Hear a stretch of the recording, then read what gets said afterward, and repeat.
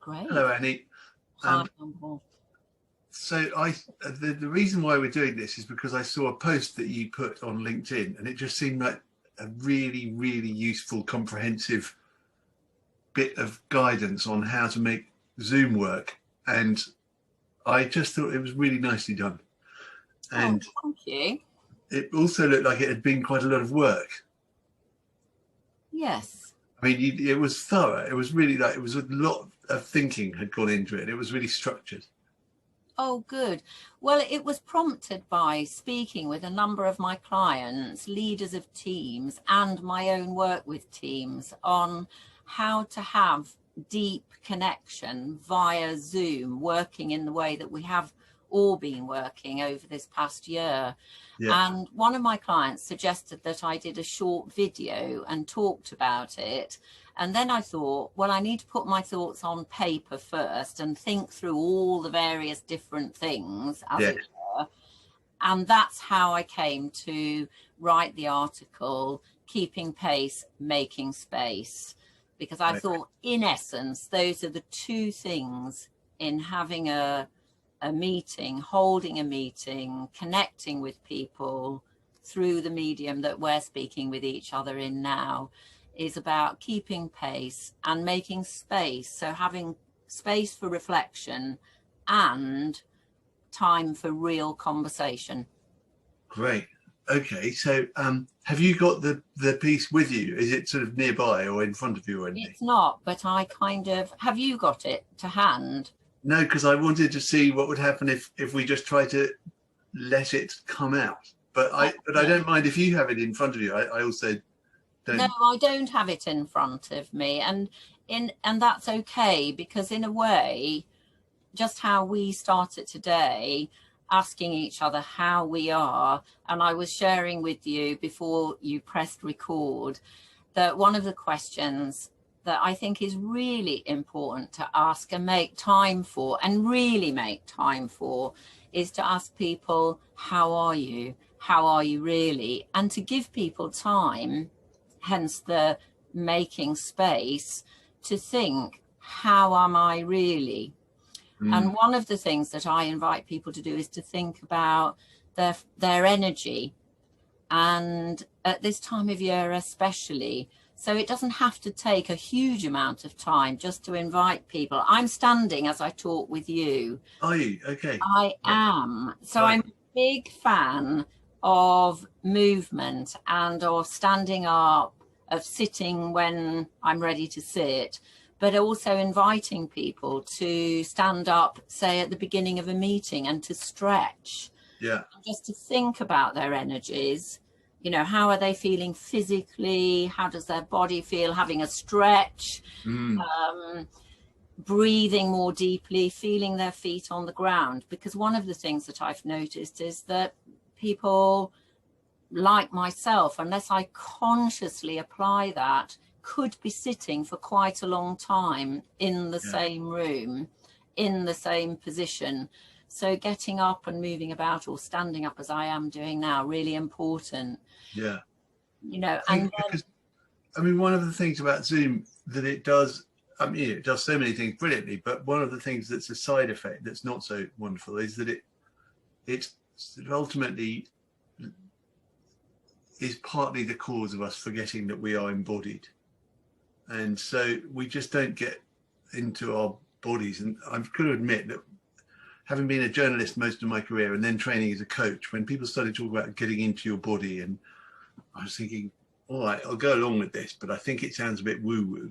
And I did kind of get it wholesale, and I really believe it. But I think a lot of people, if I did say, let's all get into our body, they'd still have that kind of, this is a bit strange. Yeah, which is why it's important, I think, not to make it strange. Like, I'm just letting you know that I'm standing and I'm sharing something of why it's important to me, and why it's so important in Zoom and on Teams or any other platform is because although we're not physically in the same room, we are physically connecting. You can see me, I can see you're looking at me. Yeah. You're nodding, you're smiling, you're encouraging me. And particularly when you've got several people on the screen in gallery view. And I really do love being able to see people and for them to see each other. So videos on where possible, you know, so that we can see you. But nevertheless, we can see whether somebody is looking down, looking at doing something else. Yeah. And so in my article, Keeping Pace, Making Space, I do talk about the importance of being aware of how you're showing up physically. Yeah. So that kind of eye contact, the nodding, people know when you're paying them attention.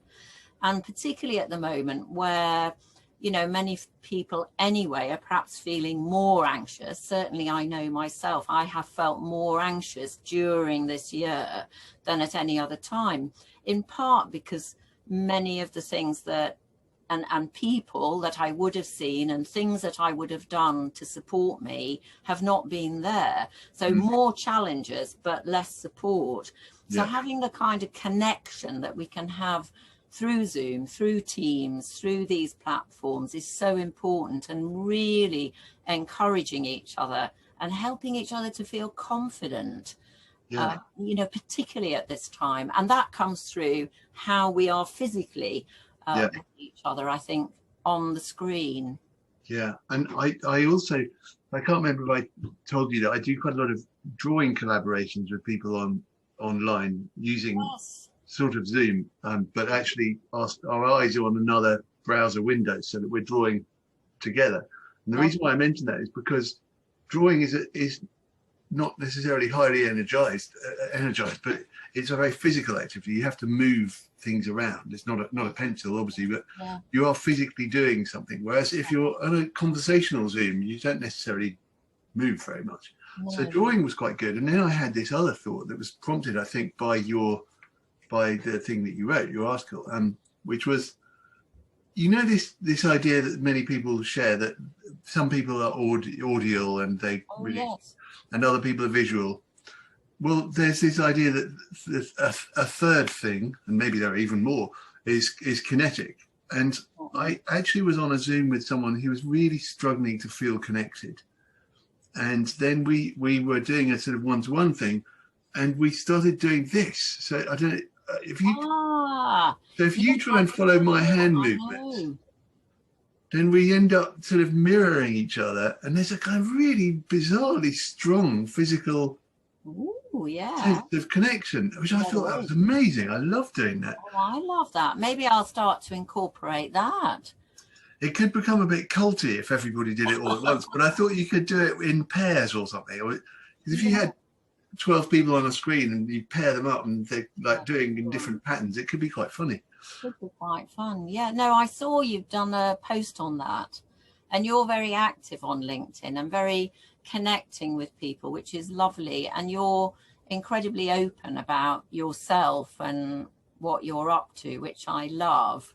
And you and I both share a passion for walking, and I remember we first connected around that. So that's something that I've been able to keep doing in my own life. But of course I'm missing the kind of the walk and talk, but needless to say, I'm encouraging people to walk, to move, to get outside. Yes, and that's so important, and to move about. And I'm a big fan. I think one of the things I also mention in the article is allowing space between meetings. So many people go from one meeting that finishes on the hour to the next meeting without a moment. And so then they are, you know, they're kind of keeping up with themselves or always behind themselves rather than being present to themselves. So again, in choosing to stand up and thinking physically, and like you say, that I like that, because that's kind of acknowledging that physical. Yes. I'm becoming quite warm now, John-Paul. I'm going to have to take my right. I am too, because I'm either boiling because I've turned the radiator on, or I'm not. Well, I think for me it's this moving, and also because I work from my shed in the garden where I've got a wood stove. So the combination of moving, you know, is I'm heating up. Good. So I think how a meeting starts and how it ends really matters, and acknowledging that people need space between meetings. So not only needing space in a meeting, but also needing space between meetings so that they can be fully present. Yeah. So I think in the article, I also suggest being very clear at the beginning, signposting about kind of how we're going to be and what we're going to do. And that includes, you know, whether or not you're going to use the chat box function, for example. Yeah. So I'm not a fan of that. I think it's helpful to pop in, you know, if it's a large group and you've got a question or it's a book reference or something. But when I'm facilitating a conversation, what I don't want to be doing is being distracted by the chat box. I really want to be present. Yeah. Both physically and mentally, you know, really kind of open and paying attention. Yes. And connecting emotionally and to myself, you know, in that kind of spiritually way, reminding myself who I am and why I'm here and what I do and why I do it. Yeah. I've had very similar experiences with the chat box being a distraction, and also discovered that, you know, this is the thing with it. Whenever you make a comparison, there are always better and worse things. And one of the great things about doing a session where I have been doing it in a pair with someone is that I can focus on talking and watching everyone, and I'm being the speaking person, and my partner person will be watching the chat box and really flagging the most important things afterwards and saying, oh, John-Paul, we've had this really interesting comment about this or that. But you do need to have a pair. You do, and I think that's so helpful. So I work with a number of colleagues who I also acknowledge in the article, and that's really important because, for example, sometimes with a large group, I might be briefing, we're going to go into pairs or we're going to go into small groups, and my colleague will be popping the, you know, creating the groups, you know, getting the groups ready, and then away they go. And I think that's what's really lovely. And I've had, as a participant, I've had some great experiences of arriving in a Zoom room with somebody I don't know, and in fact have made a friend and a colleague friend through that. But with a large group who are maybe meeting over a period of time, they get to network with each other through that. But at the same time, having a partner, a co-facilitator, I think is really, really helpful. Yeah. With any kind of group, but over the size of 6 or 8. Yeah. You know, I think then it's really helpful. But being really clear what we're going to use the chat box for, whether we're going to have breakout rooms, whether we're not, whether we're going to stay together, being clear about if, for example, it's a 4-hour coaching session or session or meeting, that we're going to have regular breaks in between, posting when they're going to happen, so that people can manage their energy as well. They know there are going to be breaks. Yeah, it can be so stressful when something overruns and you don't know when is it going to stop. Completely. So and then you've already left because you're worrying about, and I think it's boundaries, and I think boundaries are so important. So I always ask, if I'm hosting the meeting and or, you know, I'm facilitating in that way, I always ask if a client has set up the meeting to let me in 15 minutes before, so that I can just be there as people join, so that I can welcome them in. Yeah. And again, I think anybody, you know, team leader, leading a meeting, being the first person in, welcoming people in, inviting them in, as it were, at the same time as always planning to finish a bit earlier than you actually finish, so that you've got time. So again, for me, it's that topping and tailing. Yes. So I'll start with something very simple, a simple question: how are you? How are you today? And finish with, you know, just one word maybe, and invite everybody again to stand up, or just to, you know, let people know that maybe we're going to have one word just as we finish. Yes. signposting that we're coming to the end, so nobody's getting agitated or anxious No. that we're going to overrun. So have we? I'm conscious that we're doing a video and we're assuming that people might watch it, because otherwise why record it? And it's coming up to, what is it now, coming up to 20 minutes ish. So what would you say, I mean, if we finished in 3 minutes, can we do that, do you think? I think we can. So what do you think are the main things that we have covered and that we still might add? This is a good question. What do you think we might have missed, John-Paul? Something that, from your experience? I think that the one thing I found really helpful on very, very big Zooms, because there's this strange intimacy thing where I'm staring right at you as if you're on the other side of my desk, and yet you're a long way away, and I could be staring at 100 people, although only in batches of 25. And so there's a weirdness about the intimacy that just needs to be kind of acknowledged, I think. So what I've noticed on a few occasions when I've done very large groups is that I can't say hello to everyone, but I flick through the screens and say hello to it by name to a few of them. I say in advance, I'm not going to be able to name everyone, and you'd be bored stiff if I did, but I just want to say I can see you. I'm really grateful that you came. Tony so-and-so and Marjorie over here, and on the next screen I can see, oh, so I just name a few people, and it does definitely cause a certain kind of brightening up. People want to be seen, don't they? I think so. I mean, I think everybody wants to be seen and wants to be heard and wants to be understood. And when I think about myself leading meetings, that's exactly what I want my impact to be, that people feel seen, heard, and hopefully understood. So it's an aspiration that people will feel that. And I think what you're highlighting is the importance of welcoming everybody in, whether you can see them or not. And particularly at the end, thanking everybody for their time, whatever the meeting, you know, thanking people. And especially, I think, given that we're recording this in December, towards the end of what has been a challenging year, you know, thanking people for being part of whatever meeting it is, for being part of the conversation, and simply thanking people for showing up and for engaging with each other is so, so important. So that welcoming, thanking, acknowledge, even if I can't see you, I welcome you into this meeting. Glad you're here, and then into the meeting with some sort of opening and signposting, just as you have done. If we had 3 minutes, we've probably only got 1 minute now.